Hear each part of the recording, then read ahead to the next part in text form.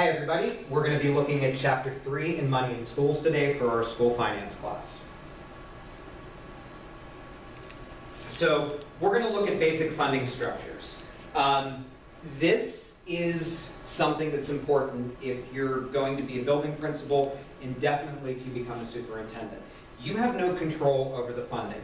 The funding is determined at the local level, state level, and federal level. Sure, you can give input, but you're kind of bound to whatever you end up with. I want you to read this chapter. I'm not a big believer of reading. I think all of you have busy lives. You're busy with certain aspects of your job, your work, your studies. I'm a big believer in buying the book, scanning the book, looking for things that are relevant to you. Not this chapter. You need to read this in depth. You have to understand the system of funding in schools so that you can explain this in your final paper in the class. This is going to help you because you're going to compare two different districts to each other. And when you do that, this is going to help you make a strong comparison. So I give you our chapter questions. This is what we're going to be covering today as part of our lecture. So the main thing that you have to remember about schools is that they fall under the government's responsibility and all schools are competing for limited tax resources. If children leave a public school to go for a charter school or cyber school, that money has to go somewhere and it follows out of the public school to go to that other institution. So you have to know what revenue funds schools. We're going to talk about revenue sources. I'm going to talk a lot about grants today. Grants are something you should know about because that could impact how you're able to obtain money from your school that you might not have known was readily available. Aggressive principals will get additional funding because they'll know what's going on and they'll know what to do. So, big idea. Revenue from schools is contested between local and state sources. Not much comes from the federal government. It does to certain districts, but it doesn't come in general. It's basically local and state. Big idea, number one, property taxes fund schools. Taxes in general fund our school systems, but how do schools get money? They get it through property taxes. Big, big, big idea. One of the most important things that you have to remember as a principal is that property taxes are what funds your schools.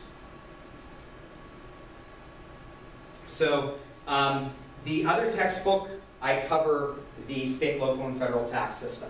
If you want to look at the larger themes of them, this textbook will cover it, but remember, I'm relating this towards school principals, and the other textbook does a better job of doing this. So you're welcome to look at this, visit it if you want to, if you want more information, but rely on the other book for that. So we have to understand how states distribute their aid. There's fair and balanced formulas to grant money for schools. Some of them are fair, some of them aren't fair, but different tax structures cause different things to happen. You want multiple sources to be funding your schools because you want to have access to different programs, different opportunities, different availability of things. So when we're funding our school districts, this is something that we want to see. So state aid formulas. Your state is what reduces the gap between richer suburban districts and your poorer urban or rural school districts. Local aid does not. Local aid increases the gap. Think about it. Local school districts, higher property taxes, more money goes to the schools. The state's responsibility is to try to balance it and reduce the gap. So your poorer schools, in theory, should get more state money, and your richer schools should get more local money.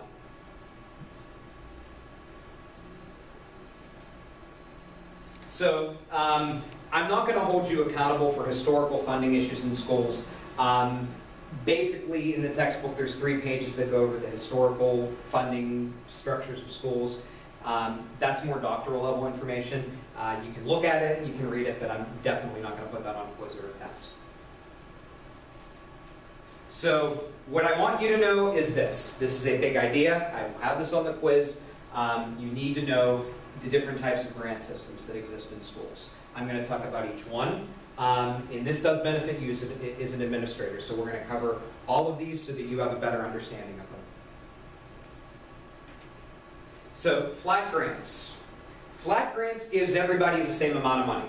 If we were giving a flat grant from state aid and we had 500 school districts, every district would get the same amount of money. So think about that. You have a district that maybe has 400 kids in it, and you have a district that has 40,000 kids in it. Under a flat grant system, everybody gets the same amount of money from the state. It's distributionally neutral, it doesn't offend anybody, but obviously that creates a massive disproportion because some people are going to get more money than others. How I always relate this when I'm trying to explain and discuss this to somebody, think about the size of Rhode Island as a state and think about the size of Texas as a state. Every state in the United States gets to have 2 senators. Texas, the distance between those senators is so much, but in Rhode Island they could be next door neighbors for all we know. But that's the way that our government system works, and we use the House of Representatives sort of as a checks and balance for that because that one's based on population. Flat grants basically are the Senate. Everybody gets the same, and that can cause problems. So equalization grants really try to give money to the poor districts. They bring them closer together, that comes from the state, and it gives the people that need the least amount of fiscal capacity more money. However, when this happens, we have a problem, because then the state thinks that they have more control over your district. They're giving you more money, they can dictate what programs you use, they can dictate your evaluation system, and if you end up in a district that is getting more state aid, you have more responsibility to the state than you would in a district that isn't. So when you become a principal, if you're in a district that gets a lot of state aid or a building that does, this could be a problem. So keep that in mind. Multi-tier grants are, this is fair. It's flat and it's equalization. Basically what this does, gives you the option to take the state aid or not. If you don't want to increase local taxes to raise money for your schools, you can increase the level of money that comes in at the state level. Then you take it, you owe them some sort of control. But this allows for additional taxes and increases at the local level. This is fair. It's a fair approach because if you want more money, you should have some sort of accountability. You're getting something, you need to be accountable for it. But if you don't want it, you have that option. Most of the time, the superintendent will make the decisions on things like this and the business manager, but you have input on it as well, so keep that in mind. So full state funding grants basically says money is pulled at the state level and then it's distributed. There's big problems with this. Think about if we would take all of our property taxes, send them to the state, and then the state decides how much money each school district gets. Are we going in this direction? Who knows? It's ultimately decided by the state where the money goes. Only one state in the United States uses this system, and that's Hawaii. But when you think about it, it kind of makes sense that Hawaii would use the system because of the placement of islands and things like that.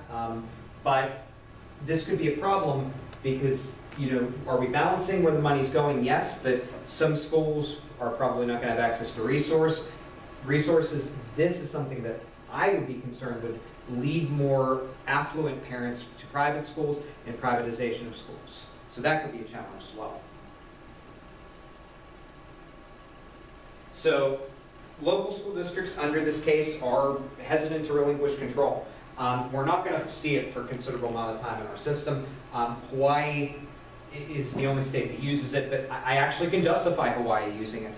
Think about what a house costs in Hawaii. If you want to buy a house in Hawaii, you know, you're looking at, you know, a shack for about $2 million and a very nice home for $6 or $7 million. So their property taxes are pretty high. They can afford to do it. Most states don't adopt full state funding, but you know, it's maybe it'll happen sometime in our lifetime.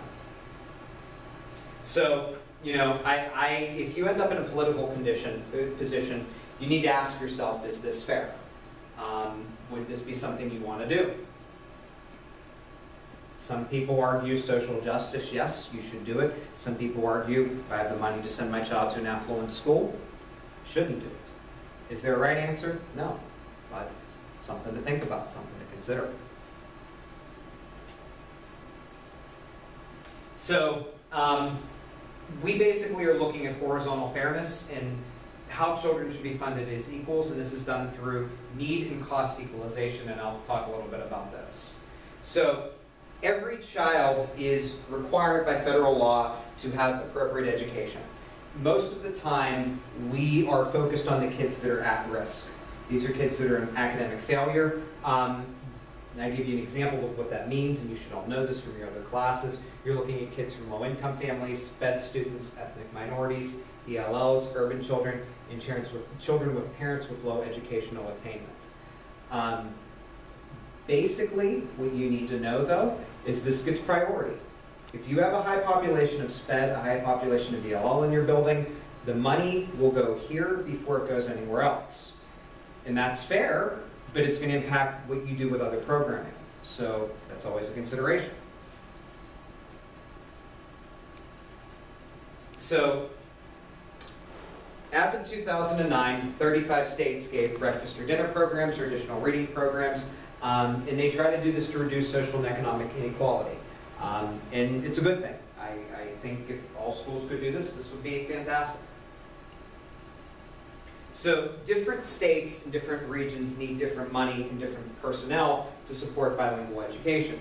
I think that's important to note. One of my very good friends is now the vice president of the University of Washington, and she's working with a high population of Mandarin Chinese students. So when we think bilingual education, it doesn't necessarily mean Hispanic. It could be Chinese. We have a population of Japanese students moving into the United States as well. If you're looking at some of the more northern states, there could be some French-speaking populations as well. So different needs for bilingual populations give you, if you're in a state that needs it, you got to spend money on it. If you're in a state that doesn't need it, that money can go elsewhere.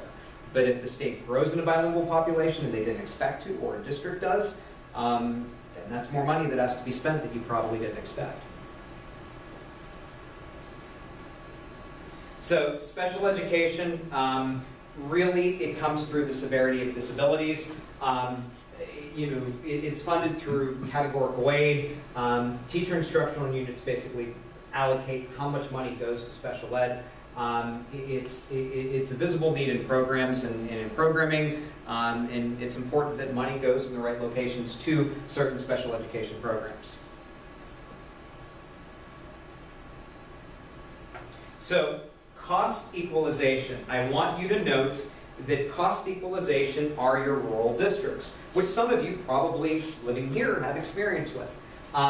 Rural districts struggle to recruit people to come out and teach. Normally they hire their own. They hire people that lived and grew up in the district, got teaching certification, came back because they were willing to live there. They also have massive transportation costs if you're busing somebody 50 or 60 miles to go to school. One of the places that I worked at, there was a 45-minute bus ride that was required from some students to go to elementary school. Imagine how those children feel being on the bus. So cost equalization really helps the rural districts. I want you to know that. And urban life is expensive. That's another struggle and another challenge as well. If you are living in an affluent urban area, it's going to be expensive. And then there's going to be poor sections in that urban area. So you have to equalize it somehow. So our authors really stress that this approach is going to stay. We can't change it because there's too many people involved. There's politicians, there's principals, there's superintendents, there's parents, there's school board members, there's kids, there's businesses. So we're kind of stuck with this approach. So you should know this and understand how this can help you get a strong foundation with budgeting. So I don't do chapter 4 in this textbook. This is district-centered. I'm going to talk about budget planning in the next couple weeks. If there's anything I can do to help, please let me know. Then we'll pick up money in schools. Thank you.